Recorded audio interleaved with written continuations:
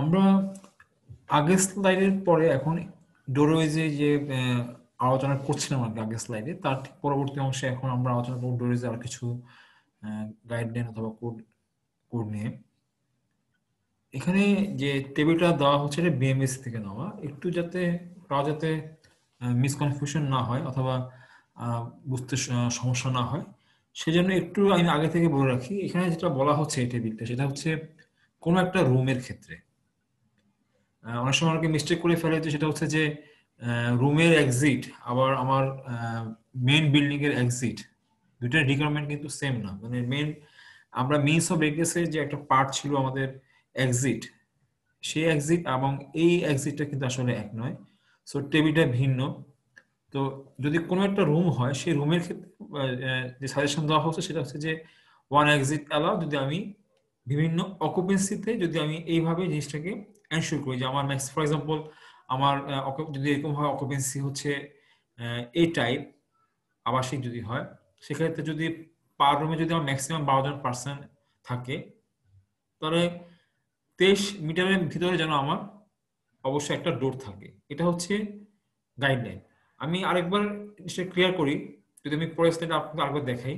আমরা প্রিভিয়াসলি আগের প্রেজেন্টেশনগুলিতে এটা নিয়ে আলোচনা করেছিলাম যে এক্সিট যেমন 25 মিটার, এটা হচ্ছে আসলে বেসিক্যালি রুমের এক্সিট না, এটা হচ্ছে আমার যদি কোনো একটা ব্যক্তি যদি কোনো একটা জায়গায় থাকে কোনো রুমের কোথাও, সেখান থেকে যাতে সে এক্সেস দিয়ে যেন সে সরাসরি মিনস অফ এগ্রেসে যে একটা মেন কম্পোনেন্ট এক্সিট, যেটা পরবর্তীতে আপনাকে নিয়ে যাবে এক্সিট ডিসচার্জে, সেই এক্সিটের কথা হচ্ছে এই এই সূত্রটা আর কি। কিন্তু আমি এখন যে টেবিলটা আপনাদেরকে শেয়ার করছি সেটা হচ্ছে রুমের ক্ষেত্রে, যে কোনো একটা রুমের ক্ষেত্রে, যে একটা রুমে একটা ডোর অ্যালাউ, যদি আপনি এই কন্ডিশনটা ফুলফিল করতে পারেন আর কি, সেক্ষেত্রে সম্ভব আর কি। ডোরের এটা আসলে অনেকের রিকোয়ারমেন্ট থাকে যে আসলে ডোরের উইথ কত হবে। তো আমরা অবশ্যই একটা অঙ্ক দেখব পরবর্তী স্লাইডগুলিতে। তার আগে একটু বলি যে আসলে যখন আমরা ক্যালকুলেশন করি ডোরের উইথ কত হবে, আমাদের সবসময় মনে রাখতে হবে যে মিনিমাম ক্লিয়ার উইথটা কত আসলে। আমি এখানে দুটো পিকচার আপনাদেরকে শেয়ার করেছি। একটা হচ্ছে আপনার এই পিকচারটা এনএপি থেকে নেওয়া, এখানে আরো অনেক ডিটেলস অনেক কিছু শেয়ার করা হয়েছে যে মিনিমাম ক্লিয়ার উইথ কত হতে হবে, এই ধরনের কথা এখানে আছে বলা। আর যেহেতু আমি যদি বিএনবিসি বলি, তাহলে according to BNBC 2006, the width of a door shall not be less than 1 meter and height not less than 2 meter. So আপনি এটুকু বোঝা যাচ্ছে যে আপনার অ্যাটলিস্ট ক্লিয়ার উইথ যেন অ্যাটলিস্ট আপনি 1 মিটার এনশিওর করেন। এখানে অনেক সময় কনফিউশন হয় আসলে 1 মিটার কি দরজার পাল্লা সহ নাকি দরজার পাল্লা ছাড়া। তো আমি সাজেস্ট করবো যে আপনারা মানে দরজার পাল্লা ছাড়াই কনসিডার করবেন, কারণ এটা হচ্ছে লাইফ সেফটি একটা ইম্পর্টেন্ট পার্ট। কারণ মানুষ কিন্তু এক্স্যাক্টলি যখন কোনো সিচুয়েশনে পড়বে, এই ধরনের ফায়ার ইনসিডেন্ট অথবা ইমার্জেন্সি সিচুয়েশন পড়বে, তখন ওকে কিন্তু আসলে ডোর দিয়ে বের হতে হবে। হ্যাঁ, তো সেই ডোরের উইথ যত বেশি থাকে ততই ভালো, যাতে ফ্রি মুভমেন্ট করাটা ইজি হয়। আর আরেকটা বিষয় হচ্ছে যে অনেক সময় দেখা যায় যে আপনি যখন ডোরের যখন পাল্লা খুলেন, তখন সে কিন্তু আপনার ল্যান্ডিং উইথটা কিছুটা কমায় দেয়। ল্যান্ডিং উইথ কিছুটা কমিয়ে দেয় বলতে হচ্ছে যে আপনার দেখা যায় যে আমার সময় সে এমনও আমি আমার অভিজ্ঞতা আছে যে লিফটটা যখন খোলা হয় বা ডোরের লিফটটা যখন খোলা হয়, দেখা যাচ্ছে যে ডোরের লিফটটা সরাসরি স্টের উপরে গিয়ে থামে, একদম সরাসরি কোনো গ্যাপ থাকে না। তো এখানে একটা বিএমবিসি তে একটা জিনিস আমি দেখেছিলাম, সেটা হচ্ছে যে সুইংিং of the door shall not constrict the width of the corridor below 0.9 metre measure at the most critical position. তো আমি এই পিকচারের মাধ্যমে আপনাদের শেয়ার করলাম যে এইটুকু হচ্ছে আসলে মোস্ট ক্রিটিক্যাল পার্ট। সো আপনি যখনই আমি যদি খুলি লিফট 90 ডিগ্রি অ্যাঙ্গেলে, সেটা হচ্ছে মোস্ট ক্রিটিক্যাল পার্ট, তখন দেখা যাবে যে আমার করিডোরের উইথ যেন অ্যাটলিস্ট যেন আমার 0.9 মিটার গ্যাপ থাকে ওই অবস্থায়। এটা আসলে মানে এনশিওর করা হচ্ছে যে যাতে আমার যেন ফ্রিলি যেন সে মুভ করতে পারে ইমার্জেন্সি সিচুয়েশনে, যাতে কোনো ব্লক না হয়ে যায়। তো এই কথাটা এখানে আসলে শেয়ার করা হয়েছে। আর এনইপি তে যেটা বলা হচ্ছে যে door openings in niche of egress not be less than 32 inch. এখানে আবার কিছু বিষয় আপনার আছে যেটা ওরা অবশ্য এর মধ্যে যেটা আপনাদেরকে শেয়ার করছে সেটা হচ্ছে যে এখানে অনেক সময় যদি কোনো অবস্ট্রাকশন থাকে তখন এক ধরনের ক্লিয়ার উইথ থাকতে হবে। আবার এখানে এটাও বলা আছে যে where a pair of doors is provided not less than one of the door shall provide not less than a 32 inch clear width opening. তো এটাই এখানে শেয়ার করা হলো আর কি, যেটা অ্যাজ পার এনএফপিএ। তো বিএনবিসি যেটা বলা হচ্ছে ক্লিয়ারলি সেটা হচ্ছে উইথ মানে যেটা হবে সেটা অবশ্যই নট লেস দেন 1 মিটার, এবং হাইট আমাদের যে ডোরের যে ক্লিয়ার হাইট যেটা আর কি নট লেস দেন 2 মিটার। এটা বিএনবিসি 2020, যদিও এটা এখনো অ্যাপ্রুভ হয়নি, তো আমি জাস্ট খালি আপনাদেরকে শেয়ার করার জন্য বললাম। হয়তো এদিক সেদিক সামান্য হলেও হতে পারে পরবর্তীতে, বাট কম বেশি যদি কনসেপ্ট যদি আমাদের আগে থেকে থাকে, আমাদের উদ্দেশ্যটা হচ্ছে আপনাদেরকে আসলে যখনই কোনো ডিজাইন আপনি করবেন তখন কি কি বিষয়গুলো আপনাকে মাথায় রাখতে হবে সেই বিষয়গুলো আপনাকে আসলে ইনফর্ম করা আগে থেকে। তো এখানে যেটা বলা হচ্ছে যে রিকোয়ার্ড উইথ পার অকুপেন্ট, অর্থাৎ এখানে অনেকগুলি টাইপ বলা হচ্ছে অকুপেন্সি টাইপ। তার মধ্যে দেখা যাচ্ছে যে এই একদিকে আপনার দেওয়া হচ্ছে অকুপেন্সি টাইপ, আরেকদিকে দেওয়া শেয়ার করা হচ্ছে যে বিল্ডিংস উইদাউট স্প্রিংলার সিস্টেম, আরেকখানে শেয়ার করা হচ্ছে বিল্ডিংস থরলি স্প্রিংকলার। তো এখানে যে বিষয়টা হচ্ছে সেটা হচ্ছে যে যখনই আপনি ডোরের উইথ কত হবে আপনাকে যখন বের করতে বলা হবে, সো আপনাকে প্রথমে মনে রাখতে হবে যে আপনার ওই বিল্ডিং এর অকুপেন্সি টাইপটা আসলে কি, এবং আরেকটা ফ্যাক্টর হচ্ছে সেটা হচ্ছে যে আপনার বিল্ডিং এর মধ্যে স্প্রিংকলার আছে কি নেই সেটা আপনাকে খেয়াল রাখতে হবে। এবং আরেকটা যেটা হয় সেটা হচ্ছে যে আপনার অকুপেন্ট লোড, অর্থাৎ ওই বিল্ডিং এ আপনার অকুপেন্ট ওই ফ্লোরে আপনার অকুপেন্ট লোড কত। তো আমরা অবশ্যই অঙ্ক দেখবো। তো অঙ্ক দেখে তখন আপনার জন্য আরো ইজি হবে যে আসলে কিভাবে লোড উইথ বের করতে হয়।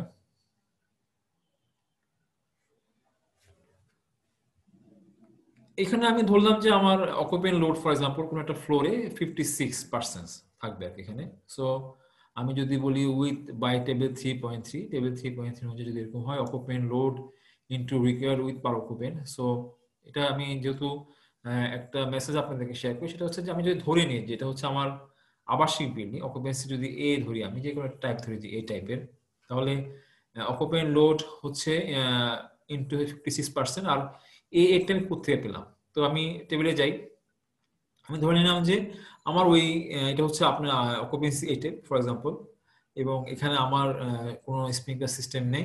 সো আমি অ্যাজিউম করে নিলাম যে এখানে আমার 8 মিলিমিটার লাগবে পার পার্সন। সো যেহেতু আমার 56% এখানে আছে, so 56% into 8 millimetre per person, তার মানে হচ্ছে টোটাল রিকোয়ারমেন্টটা আমার আসতেছে 448 mm। তো however, the minimum stair width is shown in table 3.4. Apartment is 1120 mm. Then required width of stair is 1120 mm. আমি যদি এখন টেবিলে যাই, আপনার 3.4 যদি যাই, তাহলে এখানে দেখেন যে এখানে লেখা আছে যে কতটুকু হতে হবে যে মিনিমাম উইথ, হ্যাঁ সেটা বিষয় এখানে যেটা বলা হচ্ছে যে minimum with of each স্টেয়ারওয়ে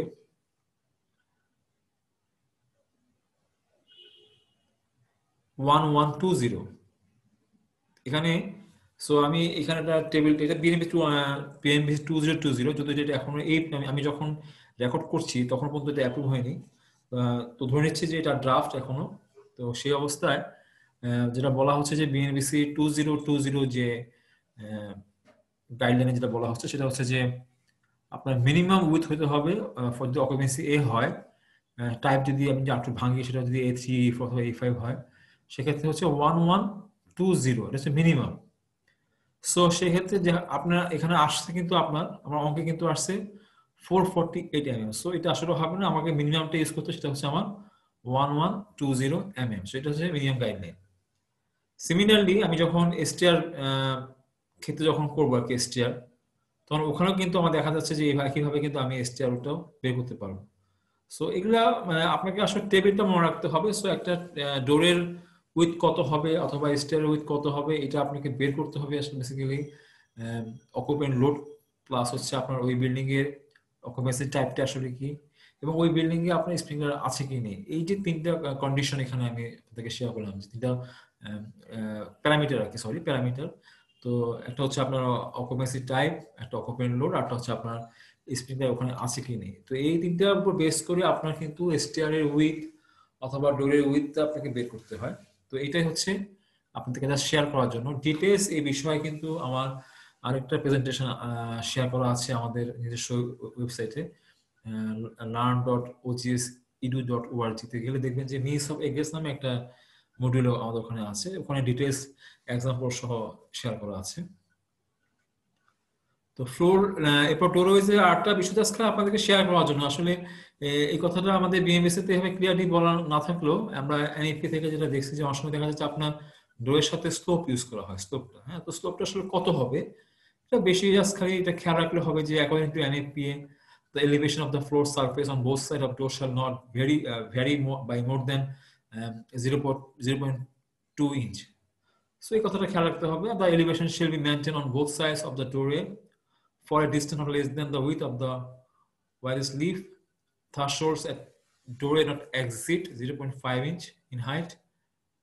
so এই কথাগুলি জাস্ট খালি আপনাদেরকে ইনফর্ম করলাম যে অনেক সময় দেখা যায় যে যেহেতু এটা একটা সেফ রুট, এক্সিট রুট এটা আসলে, সো আপনি যদি এখানে যদি আমার যদি স্লোপ থাকে, আমি যদি এমনভাবে স্লোপটা করলাম যে মানুষ ওখানে দিয়ে বের হওয়ার সময় সে ইনজুর হয়ে গেল, তাহলে সেটা কিন্তু আসলে সেফ এক্সিট হলো না।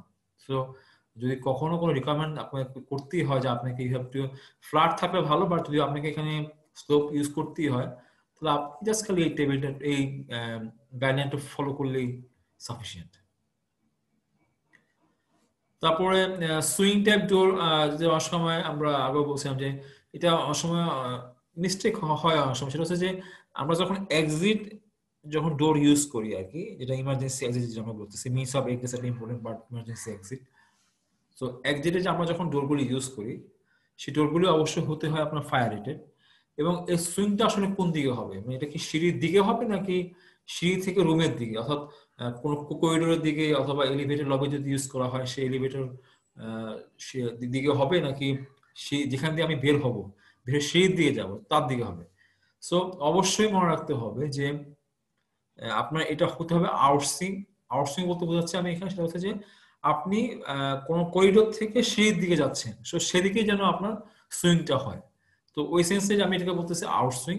তো আপনাকে যে কোনো সিচুয়েশনে যদি আপনি এক্সিট ইউজ করেন, আমি নর্মাল যে রুমের এক্সিট সে কথা শেয়ার করতেছি না, সেটা হচ্ছে যে এই ক্ষেত্রে বলতেছি আপনাদেরকে যে অবশ্যই ওই অবশ্যই যেটা প্রয়োজন সেটা হচ্ছে যে ইমার্জেন্সি এক্সিটের ক্ষেত্রে আপনাকে ডোরের যে সুইংটা এটা হবে অবশ্যই রুমের ভিতর থেকে অথবা করিডোরের ভিতর থেকে সিঁড়ির দিকে।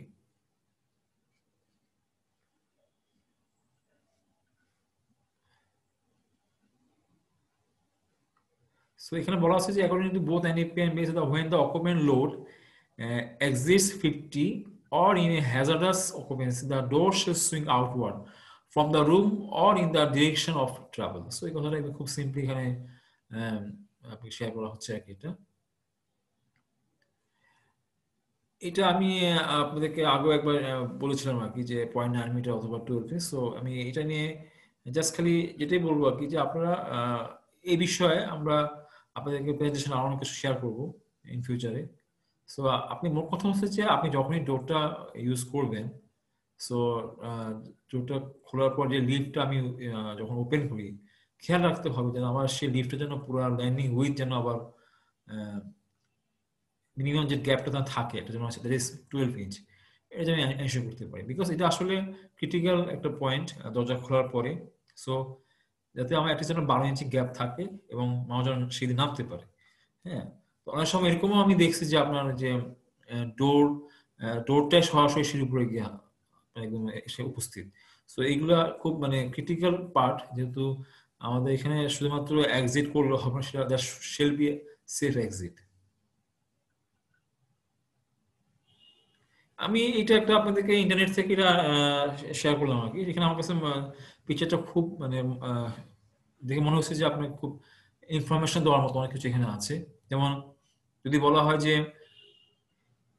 এই ডোরটা যদি চিন্তা করি, আপনি এই door swing may not obstruct more than half the required width of the exit corridor. এখানে এটা হয়তো আমি সাজেস্ট করতেছি, বাট আপনাদের অবশ্যই যেটা আপনাকে শেয়ার করছিলাম আগে সেটা হচ্ছে যে যত কম আমি আপনার করিডোরে অথবা ডোরে যে ল্যান্ডিং যত কম আমি এটাকে মানে ওয়েস্ট কম করতে পারবো, অর্থাৎ আমি যত বেশি আমি ফ্রি রাখতে পারবো তত আমার জন্য ভালো, এবং তাতে আমার সেফ এক্সিট আরো বেশি এনশিওর হয়। সে ধরেন যে ডোর এখানে একটা দেওয়া আছে, door that does not obstruct the exit stairway is preferred. দেখেন যে এখানে কিন্তু ইচ্ছা করলে এই ডোরটা কিন্তু আপনি ইচ্ছা করলে কিন্তু এখানেও দিতে পারতেন, এবং যে সূত্র ছিল যে হ্যাঁ ডোরটা খুললে আমার জন্য 0.9 মিটার গ্যাপ থাকে, বাট দেখেন যে এখানে যেটা আমরা করলাম সেটা হচ্ছে যে খুব সিম্পল, যে আপনি একটা বক্স তৈরি করলেন এখানে, বক্স, এই যে বক্সটা আপনি তৈরি করলেন, এই বক্সটা তৈরি করার কারণে দেখা যাচ্ছে যে আপনার এখানে যে আপনার সে কিন্তু কোনো প্রকার অবস্ট্রাক্ট ক্রিয়েট করলো না।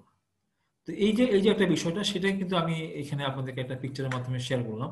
তো আমার মনে হয় যে এই এই একটা পিকচার কিন্তু খুবই মানে দেখলে কিন্তু আপনাদের একটা আইডিয়া হবে যে, যেমন আমি আবার দেখাচ্ছি, যেমন এখানে একটা বক্স ক্রিয়েট করেছে। So door that do not obstruct corridors are preferred. যেমন ধরুন এখানে কোনো, এখানে যে ডোরটা আমি ইউজ করলাম, দেখেন যে এখানে কিন্তু কোনো অবস্ট্রাক্ট ক্রিয়েট করেনি করিডোরের ভিতরে। সো এই, এবং এখানে দেখেন যে এটা কিন্তু দুইটা এক্সিট, এইটা একভাবে করা হয়েছে, এতে কিন্তু আপনার দেখা যাচ্ছে যে আপনার ল্যান্ডিং কিন্তু কিছুটা হলেও আপনার মানে অবস্ট্রাক্ট ক্রিয়েট করা হয়েছে এখানে। আর এখানে দেখা যাচ্ছে যে আপনার একদম ফ্রি মুভমেন্ট, কোনো কোনো কোনো প্রকার এখানে আপনার অবস্ট্রাক্ট ক্রিয়েট করা হয়নি। সো এই যে বিষয়গুলি, এই বিষয়গুলিকেই আমরা আসলে বলতেছি যে একদম, যে আপনার মানে ভেরি মানে ইউজফুল ইনফরমেশন আমার কাছে মনে হয়েছে পিকচারটা, যে দেখে আর কি, যে এটা আপনি ইচ্ছা করলে ইউজ করতে পারেন। এবং আহ, আশা করি যে আপনাদের এই পিকচারটা পরবর্তী যে কোনো ডিজাইনে খুব হেল্প করবে।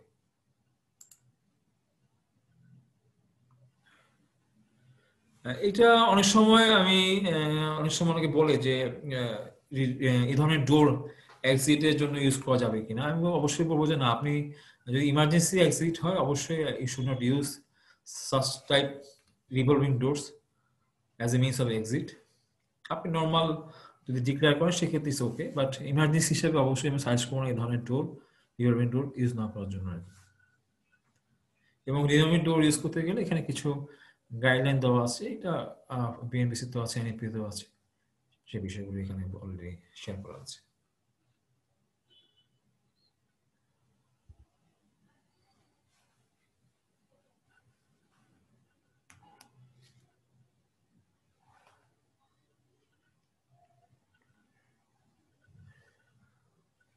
এর পরবর্তী যে অংশটা সেটা হচ্ছে আপনার রিফিউজি এরিয়া, অনেকে বলে, অনেকে রিএন্ট্রি বলে। তো এটা হাইরাইজ বিল্ডিং এর ক্ষেত্রে অবশ্যই খুবই খুবই ক্রিটিক্যাল পার্ট। কেন বলি সেটা হচ্ছে যে আসলে রিএন্ট্রি এবং রিফিউজি এরিয়াটা কেন বলা হয়, এটা যদি এভাবে চিন্তা করা হয় যে আপনি একটা হাইরাইজ বিল্ডিং আপনি আছেন, ধরুন 20 তলা বিল্ডিং। সো যদি ইমার্জেন্সি সিচুয়েশন তৈরি হয়, যদি সেক্ষেত্রে যদি আপনার এরকম হয় যে আপনার একটা ইমার্জেন্সি সিচুয়েশন তৈরি হয়ে গেছে, এবং সেক্ষেত্রে আপনাকে এখন সেই সিঁড়িতে নামতে হবে। আপনি যখন সিঁড়িতে নামবেন তখন দেখা যাচ্ছে যে আপনার হয়তো আগুন লেগেছে, ধরেন যে ফর এক্সাম্পল এই ফ্লোরে, ধরেন যে থার্ড ফ্লোরে আগুন ধরেছে ফর এক্সাম্পল, আপনি এখন এই ফ্লোরে আছেন, আপনি এখন এই ফ্লোরে আছেন। সো এই অবস্থা আপনি এখন নেমে আসলে দেখা গেল যে এই ফ্লোরে আমার আগুন ধরেছে, সামহাও যদি এই স্মোক যদি এখান দিয়ে মুভ করে, সামহাও যদি এখান দিয়ে এরকম সিচুয়েশন তৈরি হয় যে কোনো একটা কারণে আপনার এখান দিয়ে হয়তো স্মোকটা মুভ করে এদিক দিয়ে যাওয়া শুরু করছে, আপনি হয়তো তখন ধরেন যে এখানে আছেন। সো আপনাকে তখন ইউ হ্যাভ টু অপশনস, যে আপনার এই স্মোকটা এখানে আসার আগে আপনি হয়তো যেটা হবে যে আপনি যেটা করতে পারবেন সেটা হচ্ছে যে আপনি ইচ্ছা করে তখন এখান দিয়ে আপনি মুভ টু রিএন্ট্রি পয়েন্ট, অথবা এখানে আসার আগে আপনি আসার আগে আপনি এখান দিয়ে রিএন্ট্রি দিয়ে এখানে চলে গেলেন। এটা এটা হতে পারে। এটা আসলে সেফ জোন, এটা কিন্তু একটা ফায়ার রেটেড জোন, এটা হচ্ছে ফায়ার রেটেড জোন, যেটা আপনাদেরকে বললাম আর কি, যে রিএন্ট্রি আসলে বেসিক্যালি এটা একটা ফায়ার রেটেড জোন, প্রত্যেকটা আসলে ফায়ার রেটেড জোন। এবং এবং ইম্পর্টেন্ট ফ্যাক্টরটা হচ্ছে যে এখানে শুধুমাত্র এই জন্য না যে এখানে আর্টেজ আপনি এনশিওর করে যে আপনার দুইটা এক্সিট এনশিওর করে, যে কোনো সিচুয়েশনে দেখা যাচ্ছে যে দুইটা এক্সিট আপনাকে সে এনশিওর করে, যে কোনো কারণে আপনার যদি এটা ব্লক হয়ে যায় you can use another one. এটা একটা হতে পারে। আরেকটা হচ্ছে যে আপনি নামতে নামতে আপনার কোনো কারণে যে আপনি হাঁপায় যান, অথবা ধরেন যে আপনি নামতে পারছেন না, প্যানিক হয়ে আছেন, হ্যাঁ, সেক্ষেত্রে you can take rest in this reentry zone, অথবা ফায়ার সেফ ফায়ার জোন আর কি, সেফ ফায়ার জোন আসছে। সেক্ষেত্রে এটা কিন্তু খুবই important for high rise building. এবং অনেস্টলি স্পিকিং, যেটা আমাদের ম্যাক্সিমাম বিল্ডিং গুলিতে যদি আগে বলা হতো সেভাবে আসলে ফলো করা হয়নি। আমরা ইদানিং প্রায় সময় বলি যে স্টেয়ার প্রেশারাইজেশন সিস্টেম, অর্থাৎ আমার স্টেয়ারের মধ্যে পজিটিভ প্রেশার রাখলে স্মোক উঠবে না, আসবে না। এটা যেমন একটা পার্ট, এবং সেটাও মনে রাখতে হবে যে ওর্স্ট কেস সিনারিওতে কিন্তু রিএনটি খুব ভালো কাজ দেয়।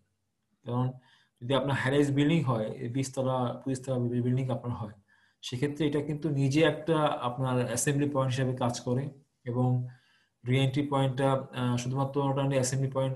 অনেক সময় যারা বয়স্ক বৃদ্ধ তারা এখানে এসে দে ক্যান টেক রেস্ট, পরবর্তীতে তখন আস্তে আস্তে এখান থেকে রেস্ট নিয়ে এই ক্যান মুভ ডাউনওয়ার্ড। সো এই যে বিষয়গুলি, এই জন্য রিএন্ট্রি পয়েন্টটা খুবই ইম্পর্টেন্ট।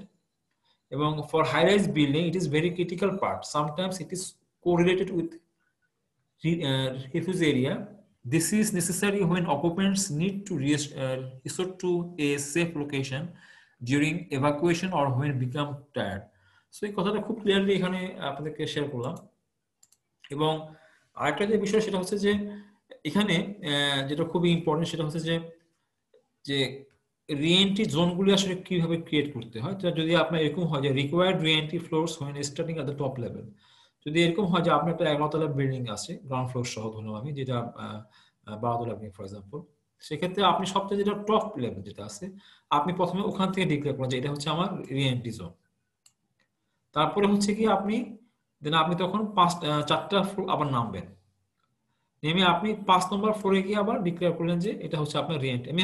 আমি কিন্তু এখন উপর থেকে যাচ্ছি, উপর থেকে নামলে যেটা হয় আর কি, যে আমি প্রথমে এটাকে করলাম, দেন 4টা ফ্লোর পার করার পর আমি আবার এটাকে করলাম, আবার 4টা ফ্লোর, এবং 1 2 3 4 আবার এটা করলাম। এটা হচ্ছে এক ধরনের ফর্মুলা রিএন্ট্রি। আরেকটা আছে যে না আপনি required re-entry force at the next top level, অর্থাৎ আপনি উপরটা করলেন, আপনি এটা করলেন, এখান থেকে শুরু করলেন। হ্যাঁ, তাহলে সেখানে সেম যে আপনি 1 2 3 4 করার পরে এখানে আপনি করলেন, করার পরে এখন দেখেন যে এই অবস্থা যদি আপনি আবার নামেন 1 2 3 4 4টা ফ্লোর না আপনি যদি এখানে দেন, আসলে এখানে কেন দেওয়া হয় না, বিকজ গ্রাউন্ড ফ্লোর তো সরাসরি ডিসচার্জ টু আপনার এক্সিট ডিসচার্জ। সো এখানে re-entry not required on this level. So ground ফ্লোরে আসলে রিএন্ট্রি লাগে না, বিকজ এটা সরাসরি lead to exit discharge. So সেক্ষেত্রে এখানে গ্রাউন্ড ফ্লোর আপনার রিএন্ট্রি লাগে না। তো এটা একটা ফর্মুলা আপনাদেরকে দেখালাম, যেটা কিন্তু হাইরাইজ, এটা কিন্তু important for high rise building. Low rise building এর ক্ষেত্রে not necessary, but high rise building এর ক্ষেত্রে as per BNBC this is very important. So এটা আপনারা একটু খেয়াল রাখবেন।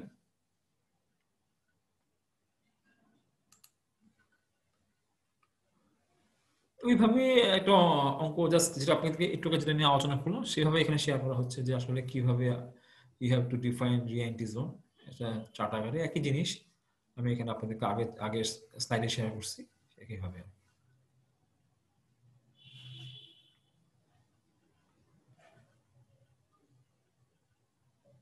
সো আমি আপনাদেরকে এই পর্যন্ত আজকে দেখালাম। আমি পরবর্তী যে প্রেজেন্টেশনটা এখানে আমি ইমার্জেন্সি এক্সিট এবং অন্যান্য টপিকস নিয়ে আলোচনা করবো। তো আজকে এই পর্যন্ত আপনাদেরকে দেখাচ্ছি, ধন্যবাদ।